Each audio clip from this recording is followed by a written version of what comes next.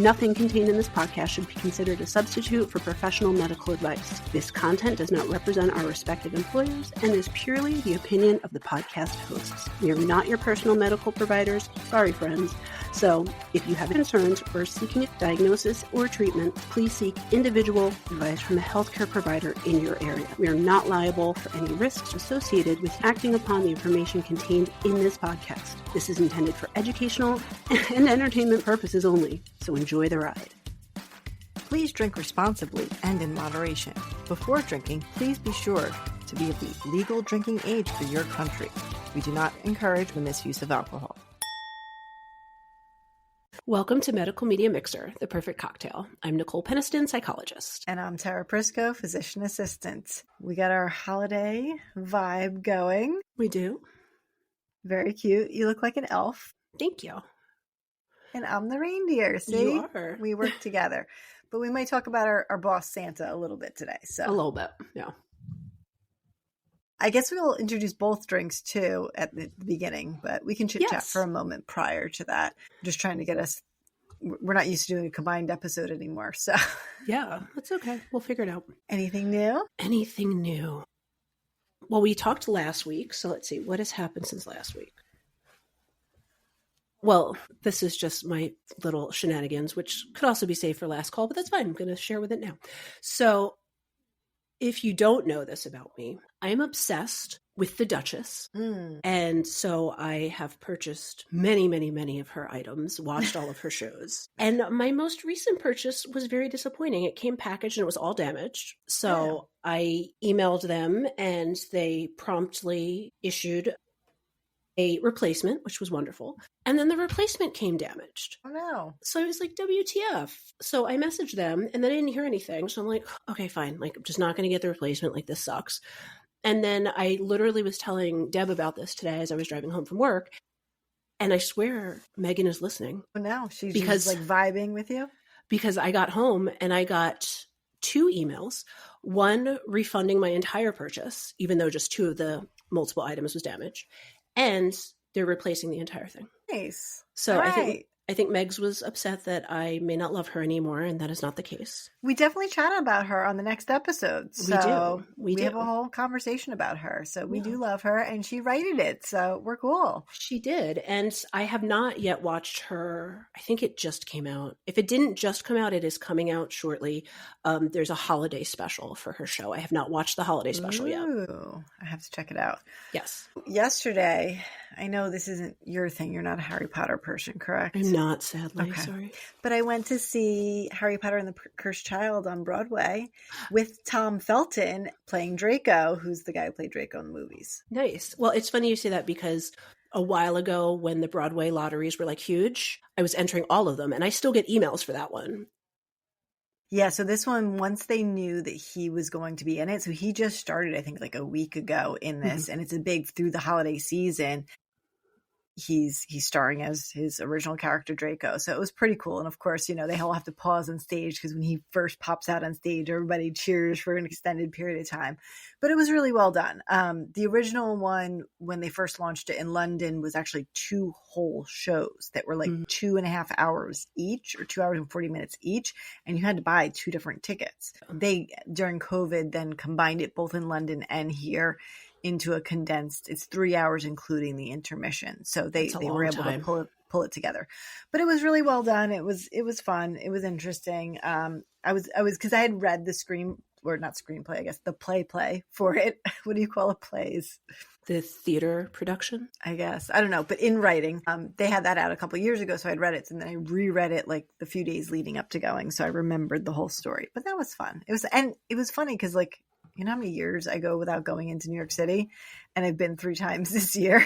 Yeah. Yeah, I'm going actually for Christmas. Deb and I are going to spend Christmas and a couple days after in the city. And we're going to go see a show and just do some Christmassy things. And then it was funny, over the weekend, I was with Deb kind of, you know, just hanging out. We went to a German Christmas festival, so that was fun. Oh. But I forget how it came up, but she's like, oh, well, when we're in New York, we'll go to the Gucci store. And I'm like, what? We're doing that kind of shopping? And she's like, well, it's right down the street. And I'm like, well, lots of things are right down the street, but okay, I'm not going to say no. Like, sure. Hey, are you buying? Well, and it's funny because I do have two like real, very nice designer bags, and I always am very cautious about using them, but I always make excuses. Like I have a Gucci that I bought myself that I've only used a handful of times, but it's like a good size, it zips closed. But when I graduated with my doctorate, my mom got me a Louis, which I love, but it doesn't zip closed. So I'm always terrified that like things are going to fall out or like somebody can reach in and steal something. So I don't carry it as much as I should, but it's a shame. I should use it more. We should tell the listeners about when we went to Chinatown to go to the fake. And bought the 125 fake bags. Yeah, like you go to the person on the street who's selling the really cheap looking ones, and then they slip you like a card with an address, and then you go to some random like door and apartment and like a passcode number or some really shifty thing, and then the door opens and the angels are singing because it's like, wow, that was an experience. That was, yeah, I think I remember we also ate at a very authentic place in Chinatown. I don't remember what else we did that day, but those are the two things I remember. Did we get facials that day? I remember one time I went to the city and we got facials in like Koreatown or Chinatown. I don't think so, but it was many moons ago. We were in our 20s, so. Yes. One of our many New York City adventures back in the day. Oh, yeah. But now we're like old and I'm like, what do you mean it takes an hour and 20 minutes in the train to get there? We can still have New York City adventures. We just need to plan accordingly. It's not last minute like it used to be. Exactly. But yeah, it's a good time. I know a lot of people love to go in the city during the holidays and it's crowded, definitely. There's a lot of people, but. Yeah, that was one thing I loved about going to school undergrad in the city was just like that Christmas vibe, that time of year. It's just there's something in the air. It's different. I feel like there's no place like New York at Christmas time. I don't believe well, I know you can roller skate, but you're not an ice skater. I've never skated. Ever. Oh, okay. Because I was asked if you ever went skating at Rockefeller Center. No. I have not been at Rockefeller Center skating. Well, and this comes from two reasons why. One, in general, in bare feet on dry land, I'm a bit of a klutz. So but you can roller skate well. So I can. But then also I remember distinctly at some point in time, my father, who, for listeners who don't know, he was Black. He told me Black people don't ice skate. And I was like, Dad, that's not true. He's like, we don't do winter sports. I was like, that's not true. He's like, you don't do winter sports. So. Well, there was a very famous figure skater who was Black who used to do a backflip on the ice. I know. So I think she says otherwise. What was her name? She was from France, I believe. Surya Bonali. Yes. And she was amazing. So. Yes. I don't know about backflips. I mean, there's lots of other people of color who do winter sports. It was just my dad being silly. There's a Jamaican bobsled team, okay? Exactly. I think it's more knowing that I'm a klutz at times, trying not to seriously injure myself. I've seriously injured myself roller skating, as you know. So right. We talked about that on one episode. So funny enough, like I've ice skated in our youth, we'd go to the one over at Warnaco Park and, ice skate there. And then, of course, I hadn't ice skated for a million years. And then I went once when I think one of the kids went to a birthday party. And I was like, all right, I could do this. And then 2 years ago, we were on a cruise ship and they had a small skating rink, like a real ice skating rink on a cruise ship. And I was able to do it. And I was pretty impressed that that muscle memory still existed and it's on a moving boat. I mean, it's not like the boat's not like moving like that. It's not rocking and rolling, but it was pretty interesting. I was able to do it. I was very proud of myself, but yeah, that's it. Once every few never decades. ice skated, and I'm okay with that. I like going, like I used to go to Bryant Park with my mom around the holidays, and they have a small rink there too, and it's nice to watch people, but I don't need to partake in any of that. I'm good. I've never skied, and I've never snowboarded either. No, never. I've never been snow tubing, which seems like fun, but I've never done that. Snow tubing is cool. We took the kids last winter around New Year's in Pennsylvania, and that was fun. They had a blast. All right. Are we ready in the holiday spirit? I think we are. All right. So my cocktail, somehow when I tried to fix the formatting, came out in a giant paragraph in this document. It's a very important cocktail. It is the Sleighbell Spritz. So it is 3 ounces of Prosecco or another similar dry sparkling wine, 1 ounce of Aperol, or anything else, orange or even cranberry flavored liqueur would work, 1 ounce of cranberry juice, and half an ounce of spiced simple syrup. You know the hack, simple syrup is 1:1, water to sugar. I throw in some mulling spices that I already had in there and microwave it. That's what I bought from the Duchess, but they came damaged. I mean, they're still usable, but... Your mulling spices? Yes. So essentially what you do is you put the cranberry juice and the Aperol and the syrup in your glass. You can throw some ice on there and then pour over your Prosecco. And if you wanted to add a little soda water on top, that you can. And if you want to be festive and throw in a rosemary sprig like I did, you can. And it looks holiday-ish and cute. Pretty. All right, what's your cocktail? So my cocktail is called the Blue Christmas. And guess what? It's blue. Nice. It is very blue. It is. So this recipe, which I didn't realize until literally 20 minutes ago when I went to make the drink, it is for a big old punch bowl because this was not fitting in a glass. It's supposed to go into a martini glass. It says this recipe serves 4, so keep that in mind. So 1 cup of vodka or rum, I used vodka, 1 cup of white cranberry juice, 2 ounces of blue curacao, 1 to 2 tablespoons of fresh lime juice, ice cubes, and they say a lime peel twist is optional. I had a little peppermint stick in it, but the peppermint was messing with the flavor, so I just took a picture and then took it out. But you combine all of that in a cocktail shaker, shake until chilled, and then strain into a martini glass and garnish. And as I said, it serves 4. I put mine in a wine glass that says, "Here for the jingle juice." Oh, so, cute. Yes. And it's a plastic wine glass, so I won't break this. Very festive. Mine is also plastic. These are my outdoor. That's the only my outdoor glasses so that I don't break anything. I was going to say, with making all of these cocktails now, I need, durable glasses that are not going to break or break in the dishwasher. Sometimes that happens if they're fragile or... Yeah, that's true. It broke one of my big fancy wine glasses from my wedding registry. We've broken not recently, a long time ago. My red wine glasses are literally this humongous, the size of my face. Yeah, they're big. So that's, easy to break. Yeah, that makes sense. All right, we're going to keep it light, I think. Well, yours is going to be a little sad. Mine's light-ish. But I want to ask, what are your favorite Christmas movies or depictions of Santa? Do you have anything that you love from growing up? So when I was younger, I was a really big fan of the original Miracle on 34th Street. Yes. I was a big fan of that. And then as I'd gotten older, obviously Elf took over. Oh, yes.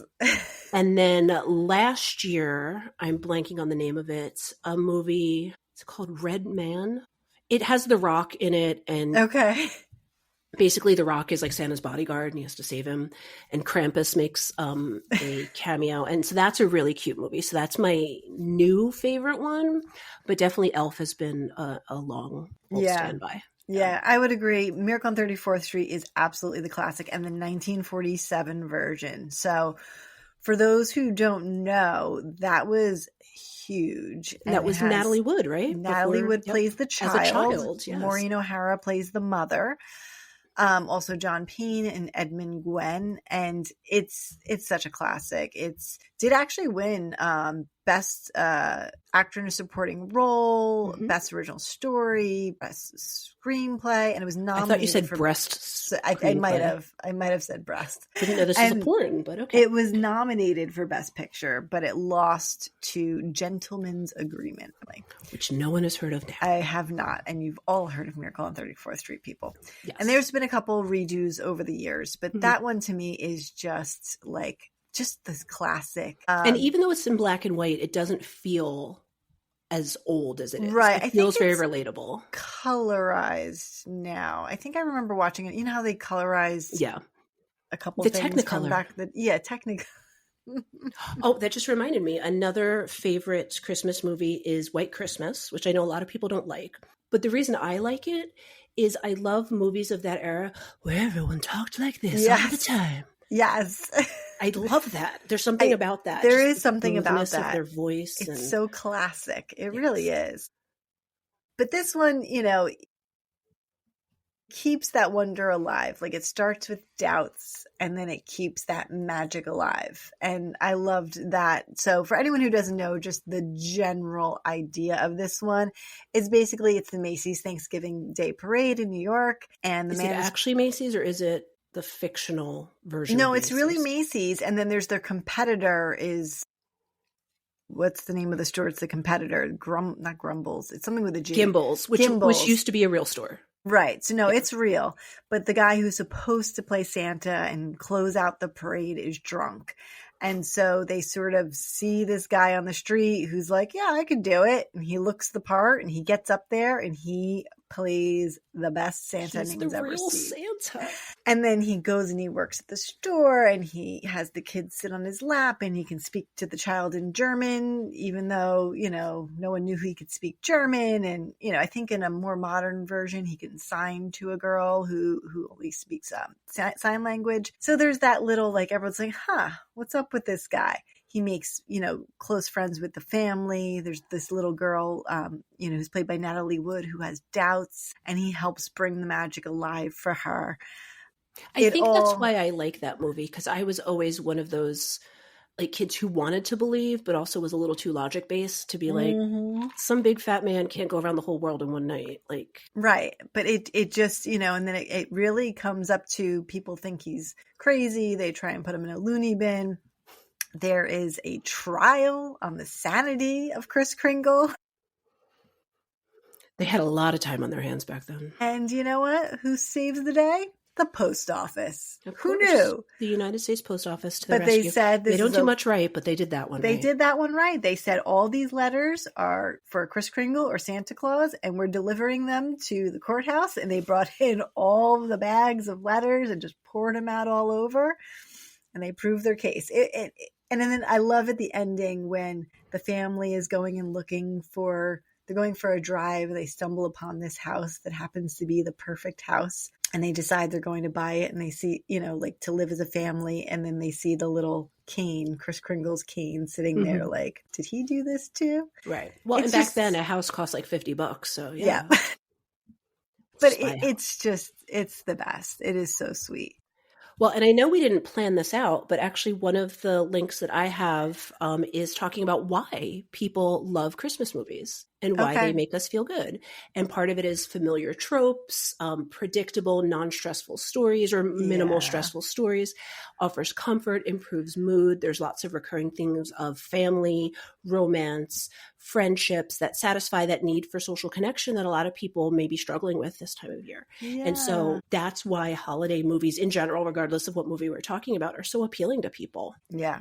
Absolutely. And a more modern version of Santa, which I watched with my children and really ended up loving, was the Christmas Chronicles. Santa is played by none other than, do you know who it is? Yes, the zaddy, just blanked out his name. Kurt Russell. Yes, he's a zaddy. What? And yeah, he's a handsome Santa. And it's a really cute, and it's a brother and sister. The brother has his doubts at this point, but the sister's very much believing. And through a series of events, they accidentally end up in Santa's sleigh and mayhem ensues. And in the end, of course, it brings back the same idea, that magic. And you do get to see also at the end, Kurt Russell's wife, what's her name? Goldie Hawn. Goldie Hawn, sorry. She has a very tiny role as Mrs. Claus. Mm-hmm. But it's a really fun one, good for kids and adults alike. And then there is a Christmas Chronicles 2, which heavily features these little elves. And I think one of the elves in Elvish says something about pooping and farting. So my kids love that one. Of course. So those are the two that stick out to me. And then Elf, if you want to give a little shout out about Elf, because that's pure genius right there. Yeah. So I honestly considered covering Elf, but I couldn't professionally make a mental health distinction here. But I really feel like Buddy the Elf has ADHD. Either way. So the movie Elf, for those who haven't seen it, and if you haven't seen it, you should go out and watch it right now. Elf is the story of an adult man who's in his 40s who comes to essentially find out that he's not actually an elf as he was raised amongst the elves, but that he is a human who was rescued and adopted by elves and raised as an elf. And so now as an adult, he goes in search of his biological family. He comes to find out that his mother has passed. So now he's searching for his dad. And his dad is a book publisher who's very grumpy or doesn't like, the holidays or anything, very bah humbug. And he's got his own like semi-dysfunctional family of his own. And Buddy just kind of comes in and makes everybody rethink the magic of the holidays, makes them all kind of come together, makes his father rethink his past and this past relationship that you can tell he really did love Buddy's mother, but things just didn't work out between them. And he clearly loves his new wife and their child, but he's just so stressed with trying to make money and run this business that he's not really truly in the holiday spirit. And Buddy helps them all kind of come together. He gets into a lot of shenanigans, like he cuts down a tree in Central Park. And gets in trouble. He has snowball fights with his little brother's bullies. He meets a girl who works at a department store and falls in love with her. Yes, Zoe Deschanel plays her. And they go on a cute little date, and he brings her to the place where they serve the world's best coffee, which is every coffee shop in New York. And it's just a really heartwarming film. And then towards the end, he spots Santa because he knows him. Of course he knows him. Santa! I know him! I could quote Elf like literally I'm sure every you can. song. I have gotten into an elevator and pushed every button and said, it looks like a Christmas tree. People hate me. I mean, I deserve it. They should hate me for these things, but I just can't. I have answered the phone, Buddy the Elf, what's your favorite color? So it's my favorite movie. But so he sees Santa's sleigh crash because Santa's sleigh runs on Christmas magic. And so a lot of people don't believe in Christmas anymore. So Buddy has to rally the troops so everybody believes in Christmas again. And he basically somehow gets on the news and talks to a news reporter, gets her to believe in Christmas. So then everyone watching the news believes in Christmas, and they're singing Christmas carols. And now Santa's sleigh can fly again and deliver the gifts. And the end. It's a very heartwarming movie. It really is. And he has 4 favorite food groups: candy corn, candy canes, something, and syrup. Spaghetti with syrup. Doesn't he eat spaghetti with syrup? But spaghetti isn't one of his 4 favorite food groups. Oh. Yes. No. And then when he works in the mailroom and the guy lets him drink the syrup, which is actually alcohol, and then they get trashed and they're doing crazy dances. I got to watch it again. I haven't watched it recently. That's so definitely one we'll have to pull out with the kids. Yeah. And Will Ferrell plays Elf, obviously. Yeah, Will Ferrell is absolutely... Yeah.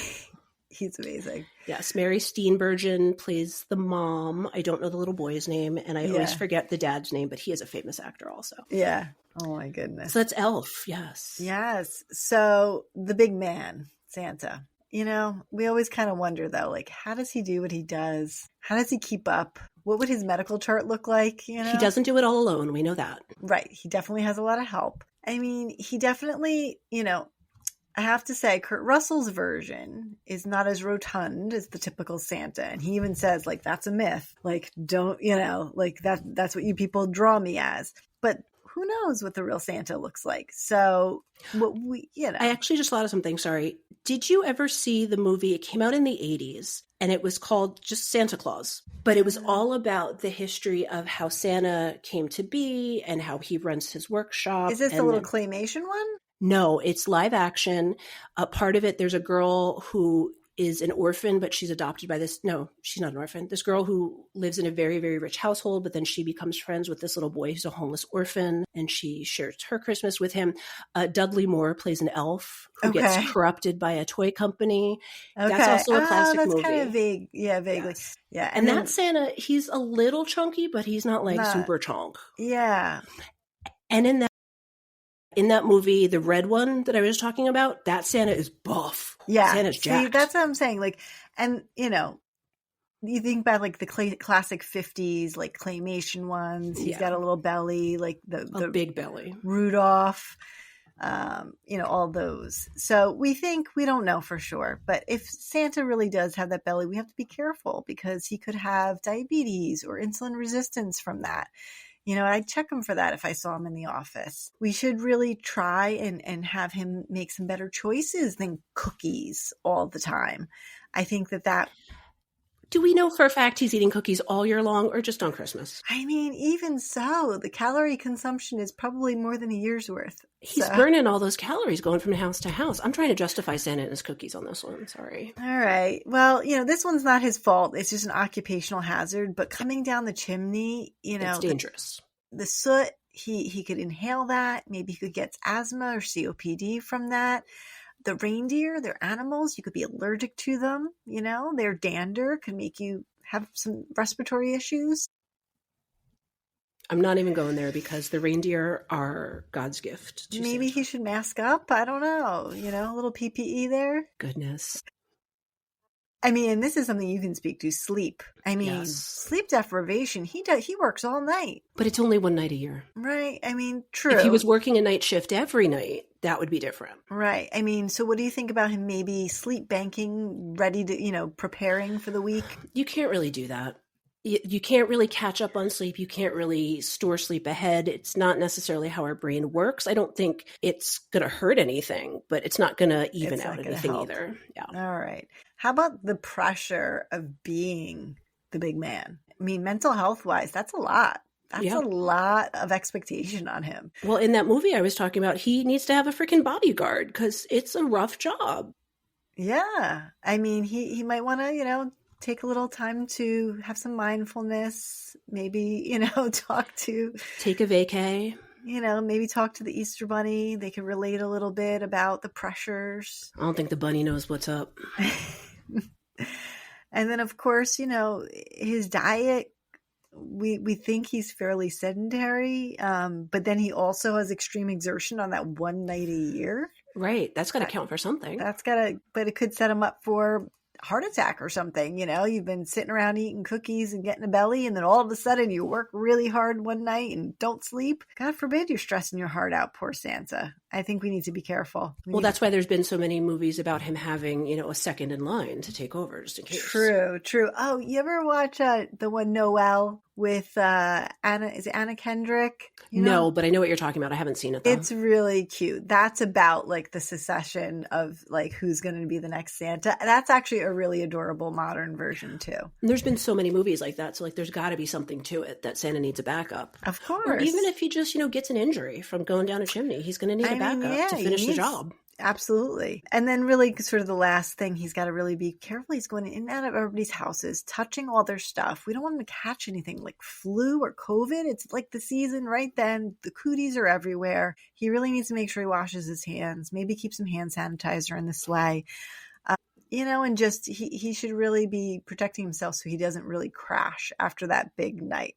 So if Santa came in the office, that would be some of the advice I would give him to make sure he has a happy and healthy night. Yes.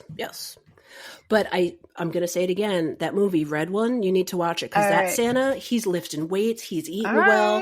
Mrs. Claus is on top of him about his diet and his energy consumption. So this is the kind of Santa you're talking about. And he's played by J.K. Simmons, who I didn't know was so jacked until Santa takes his shirt off. And I'm like, well, hello, sir. I mean, it makes sense. He's got all that heavy lifting to do. He's got to be able to carry stuff with him. Yeah. All right. So what do you have for us on the holiday front? So what I've got on the holiday front is something that a lot of people, I think, joke about, and then a lot of people take seriously, but is kind of the holiday blues. There's the famous Elvis Presley song, Blue Christmas. There's lots of songs about that. And seasonal affective disorder is a real thing. It basically is when you are feeling more depressed, when the seasons change, there's less sunlight out, and so it can impact your mood.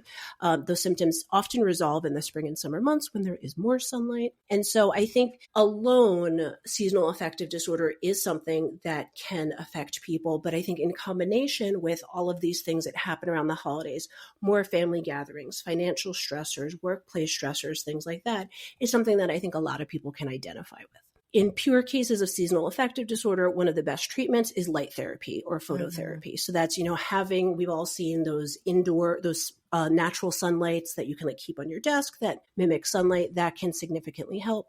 Regular medication for antidepressants can help for that. And then also therapy to talk through what's pulling you down during the holidays.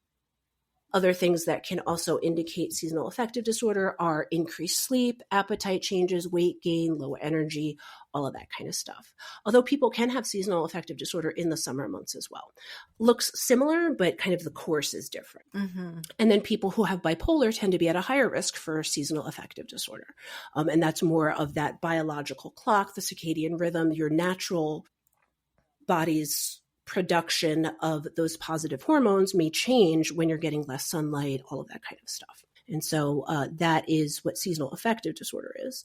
But I think a lot of people may just feel sad during the holidays. It's not formal seasonal affective disorder, and it's because there's just so much going on. Mm-hmm. I think a big thing is the financial stress that a lot of people experience because, they feel like they have to keep up with the Joneses or give the best gifts, or they have lots of people they want to shop for. They want to make, the holidays magical for their children, but it's expensive and not everyone can afford that. And now I think with online and social media, you can see what other people are doing, and your kids know that their friend got an iPad or a phone, and it's like topping the next thing. Yeah. And it's a lot of pressure on an already difficult time of year. The other thing too is if you have a difficult family situation or there's family trauma, a lot of that can get stirred up around the holidays too. And so you might already be dealing with something that maybe isn't happening in the here and now, but it's still difficult for you to cope with. So I think a lot of people deal with that stuff this time of year. So basically what I'm going to talk about is just ways to manage that. Okay. There's a really great article will be linked in the show notes called The Most Difficult Time of the Year, How to Deal with Mental Health During the Holidays. And it's really just talking about trying not to deny that it's hard, accepting that the holidays might stir up some of this difficult time for you, that it's okay to be happy. It's okay to be sad. It's okay to feel both. You're allowed to have more than one emotion at once. Trying to maintain healthy habits and set boundaries. I think that's a huge one. Those financial boundaries about gift giving and gift expectations, those time boundaries. So you don't feel like you're constantly being pulled in multiple directions and then having no time for yourself or no time to de-stress.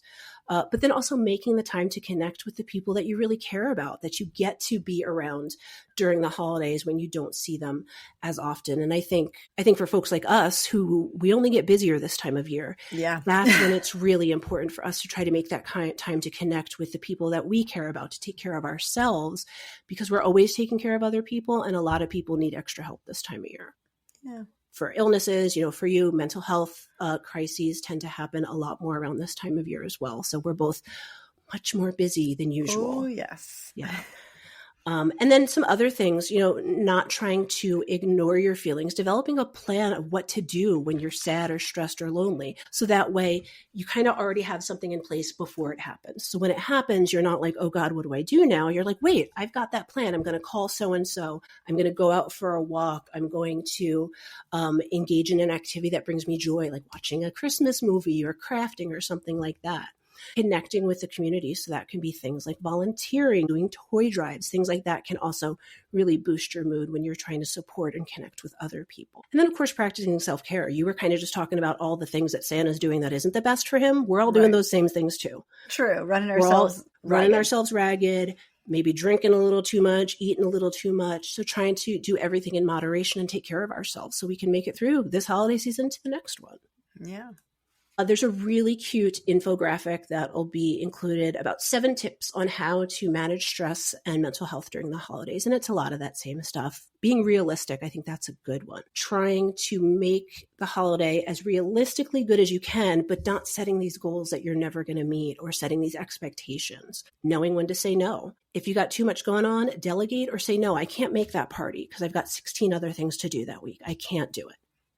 Staying active, trying not to worry about every single thing that you need to do. Prioritize, setting aside that time to say, these are the most important things today. I just got to get through that and let the other stuff kind of sit aside. Another thing I think that happens during the holidays is because we're connecting with family who maybe we can avoid more other times of the year, setting aside those differences, those political differences, those financial differences, those religious differences, and just enjoying being together. Taking some of that heavily loaded topics out of the dinner table conversation. They don't need to be here. Yeah. Make the holiday nice for everyone by just not discussing those things that that you may not all agree on. And then, what do I have? Oh, there's a really cool article. I'm not going to go too much in depth about it, but there is somewhat of a misconception about mental health crises. And I mean like suicide, hospital admissions, things like that, increasing over the holidays, but it actually is about the same. Okay. And in certain studies, they found that people actually have a slight improvement around the holidays, especially if they're able to connect with family and those support systems. So like there's a lot of people think that like this is now when suicides go up, when this goes up, when that goes up. Yes, there's going to be increases throughout the year, but this time of year isn't necessarily more than others. Okay. I would think even maybe the isolation after the height of the holidays, that January, February, where it's cold, people are stuck inside and you have nowhere to go because you don't have a holiday party or whatever. And that's exactly what this article says, is that there's actually that increase after the new year versus around the holiday time. And then a therapist's guide to the top holiday movies. This was a really cute, article that I'm going to connect. So Elf is on there, and it's talking about how Buddy the elf practices mindfulness.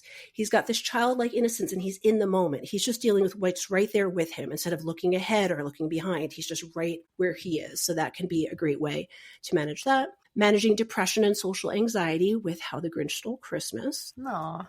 Because we know that the Grinch has some issues with not wanting to connect with others, which may be considered social anxiety or depression. Either way, we do find at the end of that movie, he's able to connect with others like Cindy Lou Who. Help the Grinch see the good in himself, but also in others and not be so negative. The movie Almost Christmas. Have you seen that? Which one? Remind me. Who's in it? So I feel like there's more than one movie called Almost Christmas, but 4 adult children and their families come together to visit their father for Christmas for the first time since the death of their mother. That's not the movie I thought it was. But it's basically talking about how grief during the holidays can be really difficult, but connecting with the other remaining members of your family or their other loved ones and remembering the positive things about those folks can be really heartwarming to remember those good memories that you've had of the person who's no longer with us, but they don't have to be gone from our memory. It's about keeping their memory alive. Setting boundaries with the movie Four Christmases. This is a good movie. Have you seen this? Yes. With Reese Witherspoon, Vince Vaughn, where basically everybody's getting pulled to all the different houses for the holidays when all they really wanted to do was go on a vacation to Hawaii and it got canceled. So learning to set boundaries, to manage your time well, and to really enjoy the time that you have connecting with others. Finding balance as a parent with Christmas with the Cranks. Okay. Do you want to speak to that? Because I'm not a parent. So I haven't seen Christmas with the Cranks, but I mean, there's definitely 10,000 things for schools and activities. Who's Secret Santa? Who's this? Their Christmas lists, getting the other family members to know what they want, buying your own stuff, keeping it equal between them, making sure that, you know, the house is decorated but isn't a mess. Yeah. I mean, there's a lot of teachers' gifts and remembering all that and who's got to bring cupcakes to school for what day. And yeah. And so what this article is saying is basically trying to balance your own self-care with also wanting to put your children first and their desires first. So not putting everything into them, making that balance so everyone can enjoy the holiday season. Escaping perfectionism with Jingle All the Way. So that one is like making sure that you're enjoying your holiday, but it doesn't have to be perfect. It doesn't have to be exactly the way you planned or exactly the way you think someone else wants it, just as long as you're able to connect and have that time together. And just the importance of the valuable gifts of time and attention versus spending money or things like that. Mm-hmm. This next one, I hate this movie. And I can't confidently say that I hate many movies, but I hate this movie. Do you know what Christmas movie I may hate? I'm going to put it out there. There are a lot of really dark themes in this movie, and it's a classic, and I think it's a terrible movie. I don't know. It's A Wonderful Life. Oh, well, yes. No, that's not a fucking good movie. No, that is a sad, the dude wants to kill himself. Some random man shoves something in his ear. I would say it's that or Scrooge because it's similar, like, no, this is worse than vibes. Scrooge. But yes, I mean, yes, I am not. I don't get it. I don't. Yeah. So I understand, you know, the end of the movie and the positive way and the way that you can kind of rethink difficult times in your life and be happy for the good times. But the movie in general, no, it's very disturbing. I agree. I think it's just trauma on wheels in black and white for Christmas. But whatever, it's a classic. Lots of people like it. I'm not on board with It's a Wonderful Life. It is not a wonderful life, according to that movie. No, it is not. It's a very depressing life. Being flexible about the perfect holiday with National Lampoon's Christmas Vacation. We did consider that one as something we would talk about. Yes. Shitter's full, Clark. I honestly don't know if I even know what part of the movie that's in. I just know that that's a quote from the movie. Right. Like, I feel like I've only probably seen that whole movie maybe once. Yeah, that's one of those things that I would like catch on TV randomly. I feel like we were a little out of the age demographic for that movie. Yeah, it was a little too old for us when we were little, and then we were past it. But that being said, I've seen a lot of the other National Lampoons, so I guess maybe the Christmas movie just didn't appeal to us. Yeah. I don't know. Being Authentically You with A Christmas Story. I also dislike that movie, but not as much as I dislike It's a Wonderful Life. You're going to shoot your eye out. I feel like that movie's got a lot of trauma in it, too. It does. It does. The leg lamp, the whole thing. Like the tongue to the flagpole. Yes. Like, I agree. There's nothing uplifting about that movie to me. There's nothing that... I will say, though, I feel like that movie is clearly making fun of itself, where It's a Wonderful Life is serious. Is very serious. Yeah. Where like all of these shenanigans in A Christmas Story, like it's meant to be silly and kind of ridiculous. It is supposed to be sort of like with the bunny costume at Christmas. It is supposed to be ridiculous, but it still doesn't make me happy. Yeah, it's not a fave. Maybe it's a generational thing. Maybe our generation just kind of missed out on those two. Sorry, I hear children yelling outside my door right now. They want Christmas gifts. Awesome. Yeah, that's fine. Tell them that I have one for one of them, but not for the other. And now I feel bad. Unless you want for the other. Then I can help you with that. We're being very cryptic right now. Yes. The pod will find out eventually. Right. I think they're quiet now. You think they're quiet now? Fighting about something. And then the last one on the list is practicing persistence with Home Alone. I will also say Home Alone I don't hate it. But it's not a go-to Christmas movie for me. I'm not going to be like, let me sit down and watch this. I enjoy Home Alone. I do. I don't dislike it. Like, if it's on, I'll watch it, but I'm not going to go searching it out. Yeah. See, for me, there is a little magic there in the end. Mm-hmm. You know, there's something about, Macaulay. But... Yeah, Macaulay's awesome. Yes. The mom, I'm blanking on her name, but she's a national treasure. I'm Googling because I totally forgot now. Catherine O'Hara, yes. Yeah. I'm thinking of, because I've never been a huge Hallmark Christmas movie, but Netflix is really leaning into the Christmas movies, and I've watched a lot of them. And my favorite one that I'm devastated, because now it's been 2 years and there hasn't been another one in their, I can't even say trilogy, because there's been 4 of them, I think. Did you watch The Princess Switch? I watched the first one. With Vanessa Hudgens. Yes, I've watched the first one, but I haven't watched any of the others. There's 3 of them, and they're all magical, and I'm super sad, and I need to talk to Vanessa because we need another one. I feel like I need literally a day that we, like all these movies we're talking about, that we have to just sit and watch. Yes. I have a question. Need to watch those. Is The Nightmare Before Christmas a Halloween movie or a Christmas movie? It's both. I agree. We always watch it in our house after Halloween and before Christmas. It's a Thanksgiving movie is what I'm hearing. Yeah, pretty much it is. That's when we watch it in our house. And I know we've already talked about this, and I highly disagree, but Die Hard is not a Christmas movie. I'm sorry. Just because a movie takes place at Christmas time doesn't make it a Christmas movie. Yeah. I mean, I get it, but it makes me want to watch it around this time of year. So I mean, that's fine. All. You can do you, but that movie, the plot is not about Christmas. The plot is not about Christmas. It takes place at Christmas time, which is different. I get it. I get the argument on both sides, but it feels like something I should watch this time of year. But now I have literally a list a mile long of all the movies I need to watch that I haven't watched in a long time. Where there's even more. You need to watch Hot Frosty, about a snowman who comes to life and he's hot. And he wants to have a relationship with Lacey Chabert. Okay. You need to watch Falling for Christmas with the incomparable Lindsay Lohan, where she gets a head injury at Christmas. Okay. And doesn't remember who she is. Our Little Secret, another Christmas movie with Lindsay. Lindsay's really owning it lately. I'm so happy for her. I think Lacey Chabert, too, is in all of the Hallmark movies, right? Yes. And there is a movie, I haven't seen it. It came out in 2020. It's called Fat Man, where Mel Gibson plays Santa Claus, apparently. Okay. I think it's Mel Gibson. It looks like it in this little picture anyway. And what year is this? 2020, it says. On Netflix. I haven't seen it. Okay. But there's lots of movies. I thought he was one of those people that no one likes anymore, so I didn't think... He got, semi-canceled, but then he, kind of came back. Got it. I don't know. I mean, no offense to you, Mel, but he's also, not a spring chicken anymore. No.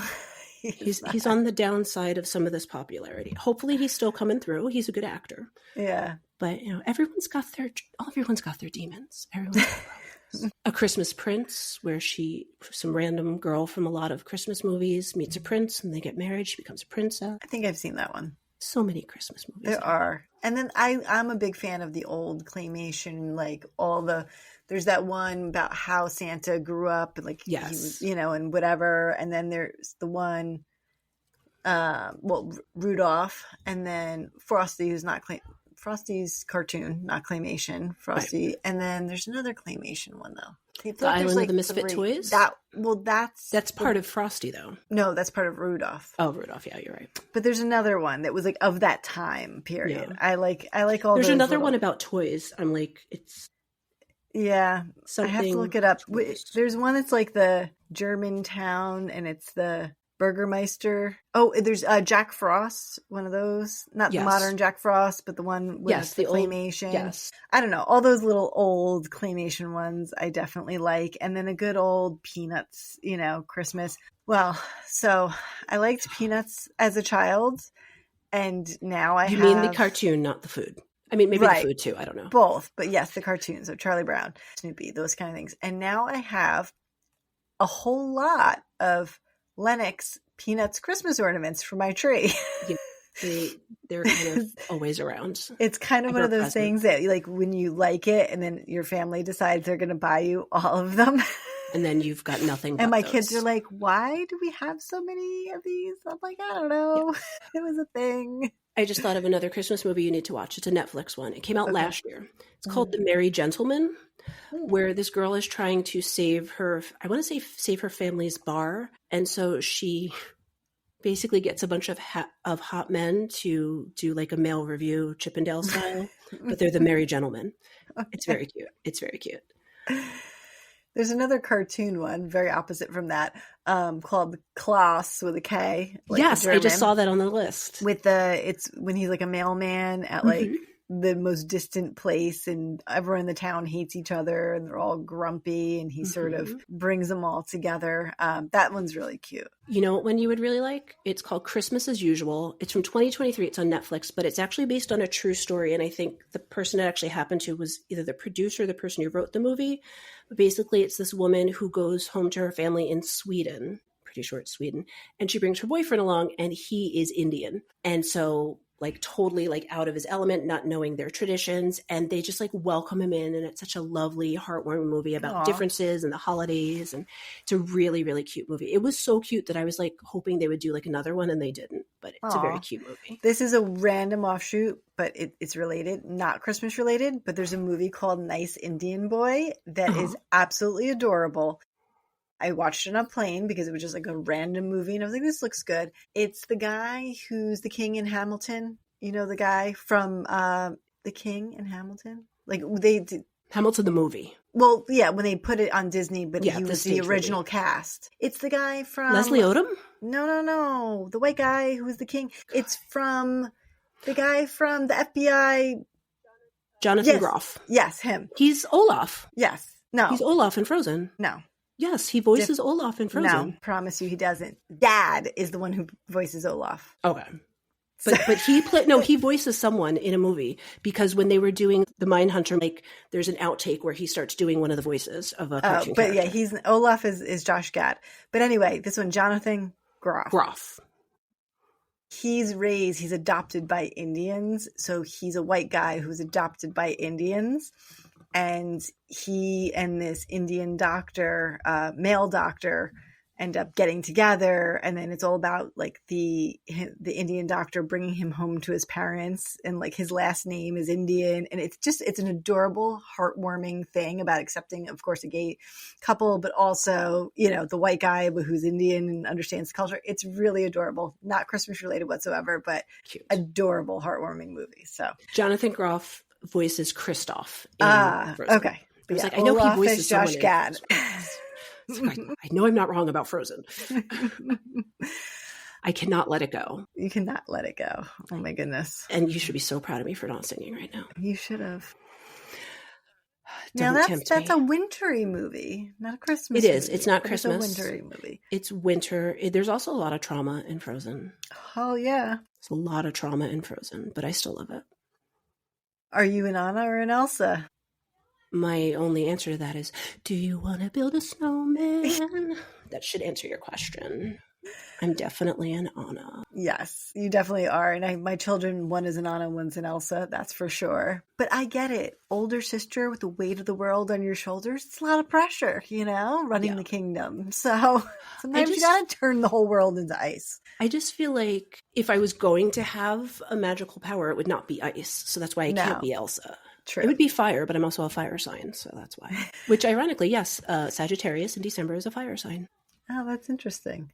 So I guess we'll wrap this up and then we're going to do some last calls. So hit those up on our Patreon. We definitely would like to interact more with our people out there. So engage us on the socials. I know we have a little thing at the end that tells you where to find us, but do it. Send us an email, message us, send us a comment, and then hit up our Patreon. We start at $3 a month. That's half a cup of coffee. So if you want to see more of our randomness. I just got a flashback to, for less than a cup of coffee, you can foster a child in Africa. Oh, what's the song?